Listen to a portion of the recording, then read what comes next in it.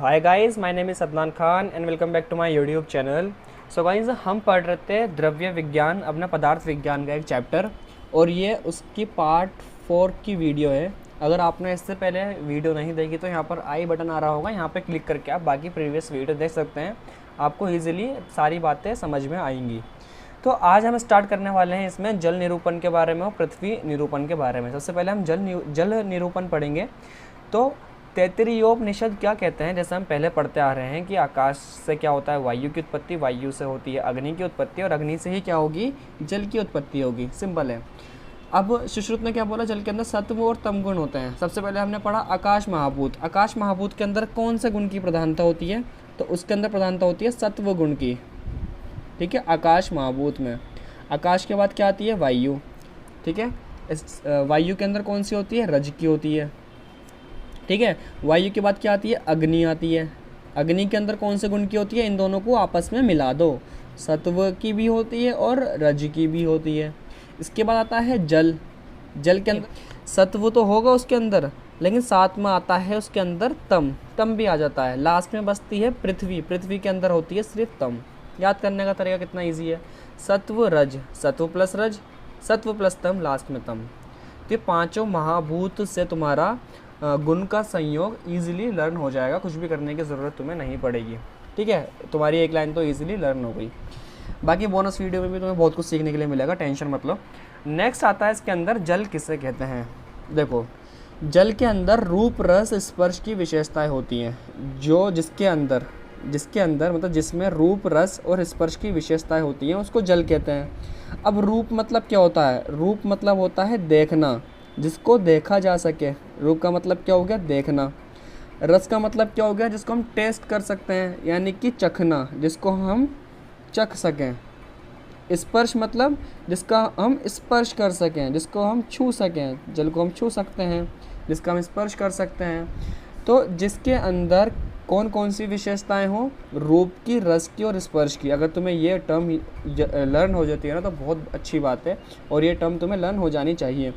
अब रूप मतलब देखना, रस मतलब चखना, जिसे चखा जा सके, और स्पर्श मतलब किसी को छू सके हम।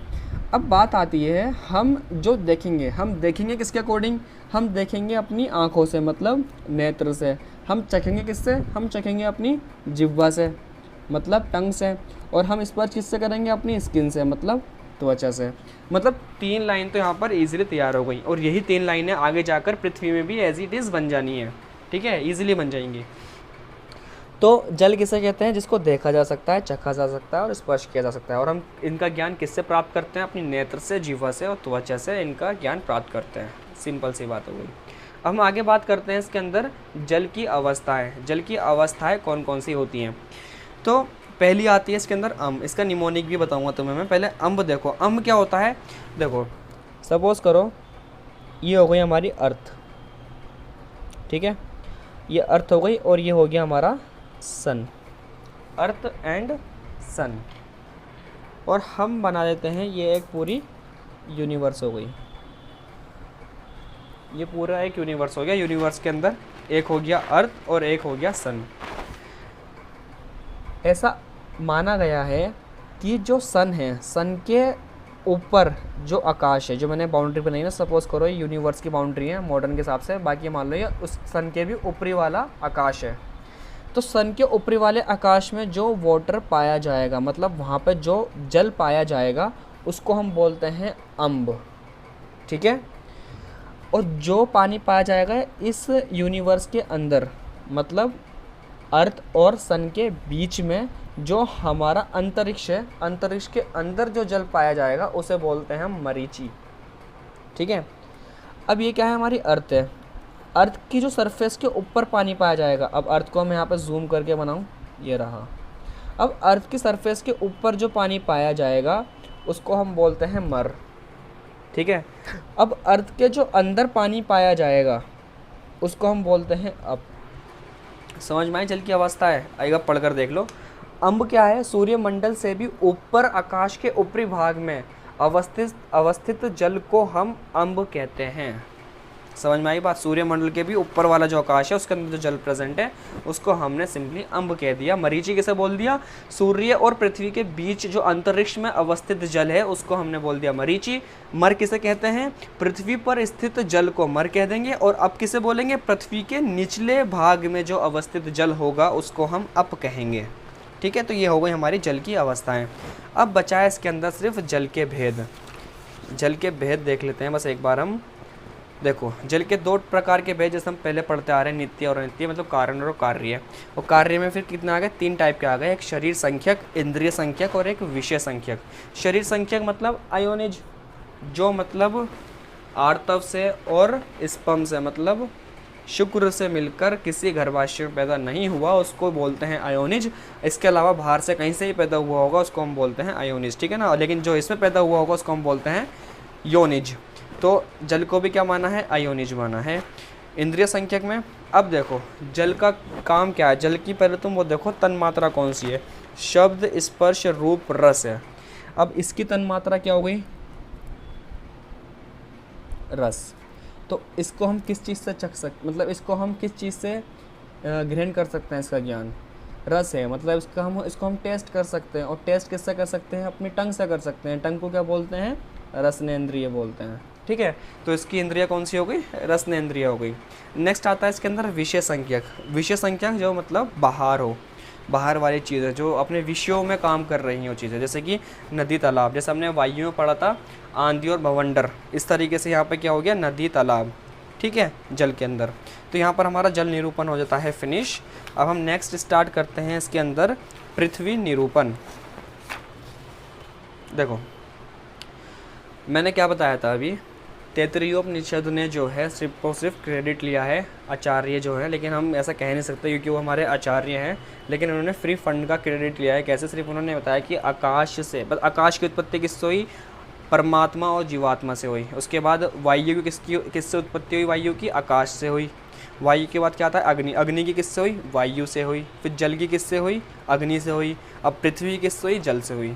तो लास्ट में क्या आया? पृथ्वी आया। तो पृथ्वी की उत्पत्ति किससे होगी? जल से होगी। तो यहाँ क्या लिखा है? जल से गंध गुण वाली पृथ्वी की उत्पत्ति होती है। शब्द, स्पर्श, रूप, रस, गंध, लास्ट में जो तन्मात्रा आती है कौन सी आती है? गंध आती है। और वही इसका गुण मानते हैं, वही इसका अर्थ मानते हैं। तो क्या हुआ? जल से ही गंध गुण वाली पृथ्वी की उत्पत्ति हुई। यही तैत्तिरीयोपनिषद ने माना, यही आचार्य मनु ने माना है। अब देखो यहाँ पे क्या लिखा है? पृथ्वी में स्पर्श, रूप, रस, गंध की विशेषताएं पाई जाती हैं। मैंने यहाँ पर 2 लाइन ब्लैंक छोड़ दी हैं, मतलब इसके बाद 2 लाइन और बन सकती थी, लेकिन आप खुद से बनाकर देखना वो 2 लाइन, क्योंकि एग्जाम में लिखने का तरीका भी होना चाहिए। तुम क्या बोलोगे? सबसे पहले लाइन में तुम ये लिख दोगे पृथ्वी में स्पर्श, रूप, रस, गंध की विशेषताएं पाई जाती हैं। फिर नेक्स्ट लाइन में तुम ये लिखोगे कि किस तरीके से हम इसका ज्ञान ले सकते हैं, मतलब किस तरीके से कर सकते हैं। जैसे स्पर्श लेना मतलब कि जिसको स्पर्श करना, छूना। रूप का मतलब क्या हो गया? देखना।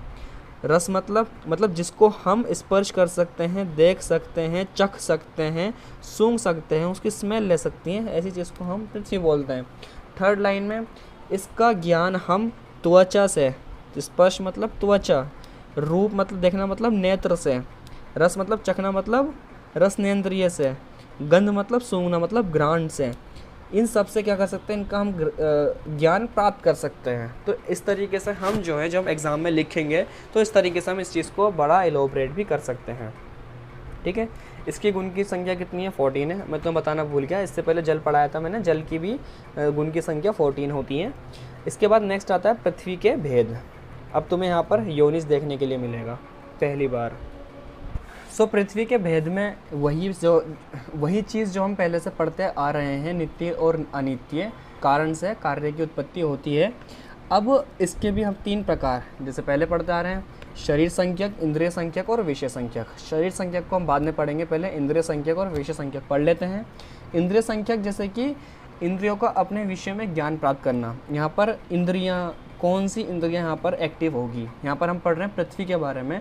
पृथ्वी का जो गुण होता है वो होता है गंध। गंध मतलब गंध गुण होता है। तो गंध, कौन सी हमारी इंद्रियाँ जो गंध का ज्ञान लेगी? वो है नोज़ हमारी, मतलब इसको हम बोलते हैं घ्राण, तो यहाँ लिखा मैंने घ्राणेंद्रिय, ये आपको टर्म याद होनी चाहिए, इंपॉर्टेंट है। फिर नेक्स्ट आता है इसके अंदर विषय संख्यक। विषय संख्यक के अंदर एग्जांपल आता है पूरा ब्रह्मांड। पृथ्वी की बात चले तो विषय संख्यक में क्या आएगा, पूरा ब्रह्मांड आएगा। जल की बात चले तो क्या आया था हमारे पास, नदी तालाब वगैरह। वायु की बात चले आई थी, दो प्रकार आई थी, शरीर के अंदर एक हमारी वायु होती है, एक शरीर के बाहर होती है। जो शरीर के अंदर होती है वो प्राणोदान समान ज्ञानापान हो गई थी, और जो शरीर के बाहर होती है वो कौन सी आई थी, आंधी भवंडर वगैरह ये सब आई थी। ये सब क्लियर हो गया। अब हम बात करते हैं शरीर संख्यक की। शरीर संख्यक तो अब तक जो हमने वायु से लेकर जल तक पढ़ा क्या था, आयोनिज था। लेकिन पृथ्वी का जो शरीर संख्यक है दो टाइप का होता है, योनिज और अयोनिज। इसको पढ़ते हैं हम एक बार फिर से, ठीक से पढ़ते हैं इसको। देखो योनिज, योनिज वो होता है जिसकी उत्पत्ति रज और वीर्य के संयोग से गर्भाशय में होती है। रज का मतलब होता है यहाँ पर आर्तव, क्योंकि आर्तव के अंदर रज गुण की प्रधानता होती है, तो यहाँ पर आर्तव भी लिख सकते हैं। जिसकी उत्पत्ति आर्तव और वीर्य से गर्भाशय के अंदर होती है उसको हम बोलते हैं योनिज, और जिसकी उत्पत्ति इसके बाहर होती है उसको हम बोलते हैं अयोनिज। अब योनिज जो होता है दो प्रकार के, इसमें मतलब भेद और भी हो सकते हैं, लेकिन दो बताए मैंने यहाँ पर तुम्हें, एक जरायु और एक अंडज। जब मैंने द्रव्य स्टार्टिंग में पढ़ाया था, जरायुज बताया था क्या होता है। जरायु बोलते हैं, जरायु हम बोलते हैं प्लेसेंटा को, और जो उससे उत्पन्न होने वाले कोई भी जीव जंतु होते हैं उसको हम बोलते हैं जरायुज। जैसे जरायुज का एग्जाम्पल हो गया मनुष्य, मनुष्य के अंदर प्लेसेंटा पाई जाती है जरायु से। एक होता है अंडज, जो चीज़ें अंडे से निकलती हैं बाहर, उसको हम बोलते हैं अंडज। जो भी जीव जंतु हैं अंडे से निकलते हैं, जैसे सांप हो गया अंडे से निकलता है, इसलिए यहाँ पर अंडज एग्जाम्पल सब सर्प हम लिख सकते हैं। नेक्स्ट आता है यहाँ पर स्वेदज, जो किससे होता है, गंदगी से उत्पन्न होता है, स्वेद पसीना वगैरह से उत्पन्न होता है, जैसे कि जूं हो गई, ठीक है। नेक्स्ट आता है यहाँ पर उद्भिजज। उद्भिजज का एग्जाम्पल जो पृथ्वी के अंदर से चीज़ें निकलती हैं, उत्पन्न होती हैं, उसका एग्जाम्पल क्या होगा, जैसे पेड़ पौधे। अब पेड़ पौधे तुम खुद सोचो, क्या उससे पैदा हुई है, गर्भाशय पैदा हुई है, नहीं गर्भाशय पैदा नहीं हुई। हम ऐसे है ना, मतलब इसको तुम मॉडर्न से कोरिलेट मत करना कि वहाँ पर भी तो सेक्सुअल रिप्रोडक्शन होती है। जो एंथर्स होते हैं वहाँ से पोलन ग्रेन जाते हैं और फीमेल गैमेटोफाइट के ऊपर बैठते हैं, फिर फर्टिलाइजेशन होता है, वो भी एक तरीके से तुम वो सिचुएशन क्रिएट करो। ऐसा कुछ नहीं था, ये सिर्फ एक हाइपोथेटिकल थ्योरी है। हम यहाँ पढ़ रहे हैं पदार्थ विज्ञान, ये एक मेटाफिजिक्स है ना, तो यहाँ पर थोड़ी सी इमेजिन हमें अलग से हटकर सोचनी पड़ेगी, ठीक है। तो इसका एग्जाम्पल क्या हो जाएगा, उद्भिजज का एग्जाम्पल हो जाएगा, जैसे कि पेड़ पौधे। तो यहाँ पर हमने यहाँ पर पूरा कवर कर लिया है अपना पंच महाभूत। अगर आपने ये सारी वीडियो मेरी ध्यान से देखी है और अभी तक कुछ लर्न नहीं हुआ है तुम्हें, तो तुम्हारे लिए एक वीडियो इसके बाद आने वाली है, वो है तुम्हारी बोनस वीडियो, जिसके अंदर 5 मिनट के अंदर तुम्हें पूरा पंच महाभूत ईजिली लर्न हो जाएगा। मैं उसका लिंक दे दूंगा, या फिर आई बटन पे क्लिक करके, या फिर वीडियो के लास्ट में ही तुम्हें वो वीडियो मिल जाएगी, वहाँ क्लिक करके तुम वाली वीडियो भी देख सकते हो। अगर तुम्हें ये वीडियो अच्छी लगी तो इस वीडियो को लाइक करें, और अपनी जो भी प्रॉब्लम है उससे कमेंट बॉक्स में ज़रूर पूछें। जब तक के लिए बाय बाय।